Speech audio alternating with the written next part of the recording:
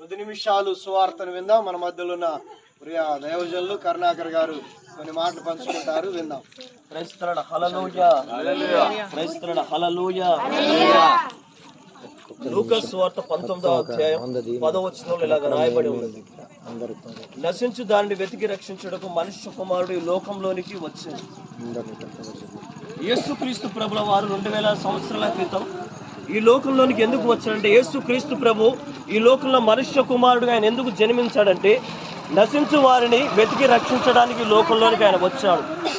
ఎవరైతే ఈ లోకంలో నశించిపోతున్నారో, పాపంలో శాపంలో పడిపోయి ఎవరైతే నశించిపోతున్నారో, ఇదిగో వారందరూ కూడా యేసుక్రీస్తు ప్రభు వారు వారిని రక్షించుట కొరకై ఈ లోకంలోనికి ఆయన మనుష్య కుమారుడిగా పరలోక మహిమను విడిచి అత్యున్నతమైన సింహాసనం విడిచి ఆయన ఈ లోకంలోనికి యేసుక్రీస్తు ప్రభుగా మన మధ్యలోనికి ఆయన ఈ భూలోకానికి ఆయన దిగి వచ్చాడు.